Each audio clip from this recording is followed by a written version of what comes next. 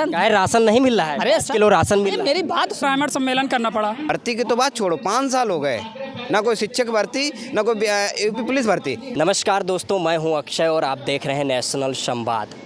आज मैं लखनऊ में इको गार्डन में मौजूद हूं और हमारे साथ कुछ युवा बातचीत करने के लिए मौजूद हैं। आगामी 2024 का लोकसभा चुनाव होने जा रहा है। क्या है इनका पॉइंट ऑफ व्यू, आइए जानते हैं। क्या नाम है आपका? जी, मैं राष्ट्रीय प्रवक्ता मंडल आर्मी शिववर्तन सिंह यादव, फिरोजाबाद, उत्तर प्रदेश। 24 लोकसभा चुनाव में किसको वोट करेंगे आप? 24 लोकसभा चुनाव में क्लियर स्टैंड है हम लोगों का। जो जाति गणना का मुद्दा मेन मुद्दा है। अगर इस देश में सबसे महत्वपूर्ण अगर कोई मुद्दा जाति जनगणना की मांग राहुल गांधी जी कर रहे हैं। राहुल गांधी जी कर रहे हैं, तो छत्तीसगढ़ में तमाम उनके स्टेट जो वो चला रहे हैं सरकार, उनमें क्यों नहीं करा देते हैं? अगर वो मांग कर रहे हैं उसके लिए हमारा स्वागत है। लेकिन अब ये कहा जाए एक तरफा जो राहुल गांधी को हमारा समर्थन है, ऐसा कुछ नहीं है। लेकिन हम अभी देखेंगे 2024 का समय काफ़ी है और जो जाति गणना की जो मेन मुद्दों पर जो बात करेगा, चाहे वो समाजवादी पार्टी हो या कांग्रेस हो या तमाम दल हैं, लेकिन ये क्लियर स्टैंड है कि जो आरएसएस विचारधारा के जो लोग हैं, जो पार्टियां हैं, उनका हमारा दान मान मतदान बिल्कुल क्लोज है। अगर हमारी पार्टी का भी, हमारी समाज, हमारी जाति का लोग भी अगर कोई आरएसएस विचारधारा से चुनाव लड़ता है तो हम उसका बाइकाट करते हैं, क्योंकि वो हमारा नहीं है। वो हमारी जाति का हो सकता है, हमारी समाज का हो सकता है, लेकिन वो आरएसएस की गोदी में, भाजपा की गोदी में बैठा हुआ है। वो विचारधारा आरएसएस की फैलाएगा और कहीं ना कहीं हमारी लोगों के, हमारे नौजवानों को पैर काटने का काम करेगा। इसलिए हमारी जाति का हो सकता है, लेकिन फिर भी हम उसका बाइकाट करेंगे अगर भाजपा आरएसएस से कोई भी चुनाव लड़ता है। चलिए, इनका कहना है कि राहुल गांधी का जो जाति आधारित जनगणना, क्या नाम है? सबसे पहले नाम बताएं। मेरा प्रताप सिंह यादव, मंडल आर्मी प्रदेश अध्यक्ष।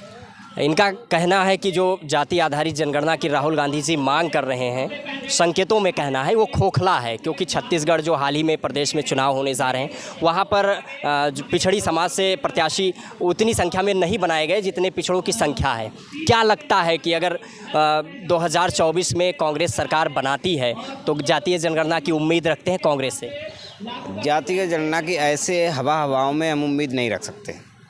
हमें लिखित तौर पर मुझे प्रूफ चाहिए। अगर आप जातीय गणना कराना चाहते हो सच में, पहले तो आप गलतियां करते हैं, उसके लिए आप माफ़ी मांग रहे हो, अच्छी बात है। आप जिन राज्यों में आपकी सरकार है, आप उनमें तुरंत, जैसे बिहार ने जातीय गणना करा के आंकड़ा शेयर किया है, तो आप क्यों नहीं आंकड़ा ला रहे हो? अगर सच्चे आप जातीय गणना पर राजनीति करना चाहते हो, आप सच्चे दलितों पे, बहुजन समाज की आप आवाज़ बनना चाहते हो, तो कम से कम जहाँ पर आप हो वहाँ पर आप प्रूफ तो करके दिखाओ। पहले आपको प्रूफ करना पड़ेगा। उत्तर प्रदेश में क्या भूमिका रहेगी? समाजवादी पार्टी के राष्ट्रीय अध्यक्ष अखिलेश यादव ने पीडीए का नारा दिया है। क्या मंडल आर्मी से आप जुड़े हुए हैं? मंडल आर्मी समर्थन करेगी? देखो, मंडल आर्मी समर्थन करेगी, उन सबका समर्थन करेगी, उनका सबका स्वागत करेगी। जो असल में मेरा मुद्दा है, हमारा नहीं, पूरे बहुजन समाज का, 86% समाज का मुद्दा है, उस पर जो दल आएगा उसका स्वागत। चलिए, क्या नाम है आपका? मेरा नाम मुलायम सिंह यदुवंश है। मैं समाजवादी पार्टी का कार्यकर्ता हूँ। समाजवादी पार्टी से। उत्तर बिहार में हाल ही में जातीय जनगणना हुआ है और उत्तर प्रदेश में भी समाजवादी पार्टी के राष्ट्रीय अध्यक्ष अखिलेश यादव लगातार जातीय जनगणना की मांग कर रहे हैं। पीडीए का उन्होंने नारा भी दिया है। क्या लगता है उत्तर प्रदेश में क्या भूमिका रहेगी पीडीए की? देखिए, जाति जनगणना उत्तर प्रदेश से नहीं, पूरे भारत देश का एक बड़ा मुद्दा है। क्योंकि जाति जनगणना नहीं होगी तब तक पता नहीं चलेगा कि किसकी कितनी संख्या है। हर जगह सिस्टम में एक जाति के लोग बैठे हैं, हर जगह उनका दबदबा है। तो इसलिए हम मानते हैं कि जब गिनती हो जाए और गिनती के हिसाब से लोगों की भागीदारी हो जाए तो ये सबसे बेहतर रहेगा। इसलिए जाति जनगणना का जो मुद्दा माननीय अखिलेश यादव जी ने रखा है, सरकार बनेगी तो जाति जनगणना होगी और आबादी के हिसाब से लोगों की हिस्सेदारी भी होगी। इससे पहले जब समाजवादी पार्टी की सरकार उत्तर प्रदेश में थी तो जातीय जनगणना क्यों नहीं कराया गया? इससे पहले 2003 में या शायद जाति जनगणना हुई थी, लेकिन अब फिर पुनः ज़रूरत पड़ गई है तो अब फिर से कराया जाएगा। 2024 में क्या रणनीति है उत्तर प्रदेश में, खासकर क्योंकि ये सबसे बड़ा प्रदेश है, यहीं से दिल्ली का रास्ता तय होता है? समाजवादी पार्टी की क्या रणनीति है? ये तो बिल्कुल निश्चित है कि उत्तर प्रदेश से ही दिल्ली का रास्ता जाता है और यहाँ जाति जनगणना और शिक्षा, रोजगार, स्वास्थ्य सेवाओं पर लोग, बीजेपी दे तो रही है शिक्षा, स्वास्थ्य, रोजगार। आप बताइए कितनी भर्तियाँ निकाल रही है? आप बताएं जरा। आप पत्रकार महोदय, आप तो बहुत जानकार हैं, हमको हो सकता है कम जानकार। उत्तर प्रदेश के मुख्यमंत्री जी कहते हैं सबसे ज़्यादा रोजगार। अरे कहने को तो मोदी जी ने 15 लाख दिया, आपके खाते में आए क्या? आपने चेक किया अपना अकाउंट? अरे कहने को तो कुछ भी कह सकते हैं भाई। अगर ये कह रहे रोज़गार दे रहे तो हम लोग भी पढ़े लिखे हैं, हम लोग भी युवा हैं, हमारा भी समय है कि मुख्यमंत्री जी कह रहे हैं पिछली सरकारों की अपेक्षा सबसे ज़्यादा शिक्षकों की भर्तियां हम ही किए। 2018 में डीलर प्रशिक्षु भी हूँ और 2021-22 इसी नवंबर दिसंबर सर्दियों में यहीं इसी इको गार्डन में 97,000 भर्ती को लेकर धरना प्रदर्शन तब से कर रहे हैं। अभी 2 अक्टूबर पत्थर गिर जाकर प्रयागराज में 5 दिन चला। हमारे साथियों के ऊपर मुकदमे लगाए जा रहे हैं बेसिक विभाग से। भर्ती की तो बात छोड़ो, 5 साल हो गए, ना कोई शिक्षक भर्ती, ना कोई यूपी पुलिस भर्ती। आप हमारे प्रदेश का युवा बिहार क्यों जा रहा है? बिहार जाके नौकरी पाके कितना प्रसन्न हो रहा है? हमारे प्रदेश में सिर्फ और सिर्फ एक ही बात है कि मंदिर पे जाओ, पूजा पाठ करो, विद्यालय और शिक्षा रोजगार की बात मत करो। राम राज्य से दिक्कत क्या है आपको? राम हो गया उत्तर प्रदेश में, कहाँ पे राम राज्य है आप बताएं? उत्तर प्रदेश के मुखिया जी कहते हैं। मुखिया जी कह रहे हैं, राम राज्य स्थापित कहाँ पे है भाई? बहुजन 86% जो प्रताड़ित किया जा रहा है, जो बेरोजगारी चरम सीमा पर, यही राम राज्य है क्या? ये आप मुझे बताएं पत्रकार महोदय जी, अगर यही राम राज्य है तो बताएं, आप मुझे बताएं। 24 में क्या रणनीति है उत्तर प्रदेश में, किसको वोट करेंगे आप? नाम पूछिए मेरा। क्या नाम है आप? मेरा नाम सतीश कुमार यादव एडवोकेट है। मैं समाजवादी अधिवक्ता सभा का प्रदेश सचिव भी हूँ संगठन में। पूछिए क्या लगता है? आप अधिवक्ता सभा से जुड़े हैं, एडवोकेट हैं, तमाम ये आरोप लग रहे हैं कि उत्तर प्रदेश में तमाम फर्जी इनकाउंटर हो रहे हैं, मुकदमे लिखे जा रहे हैं।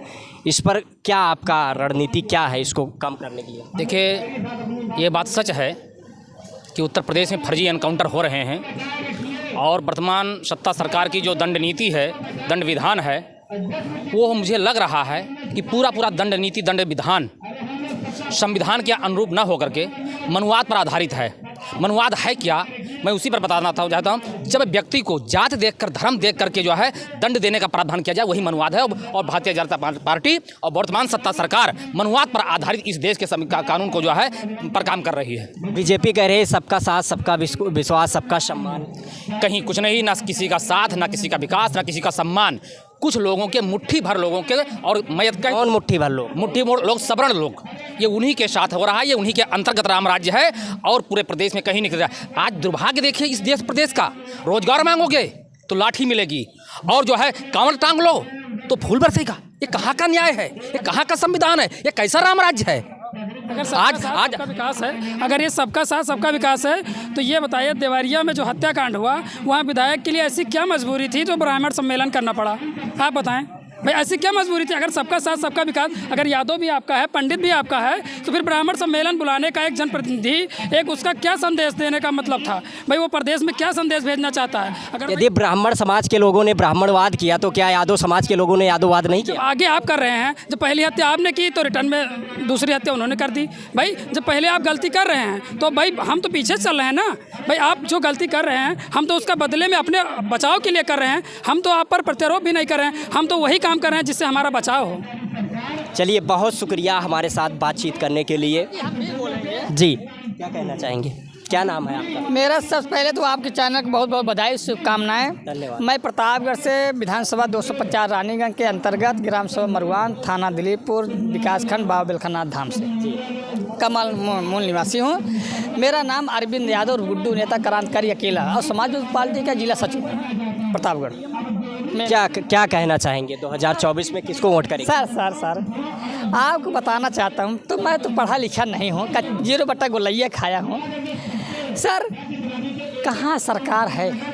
हाँ, ये लोकतंत्र क्या राशन नहीं मिल रहा है? अरे 10 किलो राशन मिल रहा है। मेरी बात सुन लीजिए सर, इस लोकतंत्र में हम कहाँ आज़ाद हैं बताइए? 5 किलो राशन सड़वा चल ले तो किसानों के खेतवा।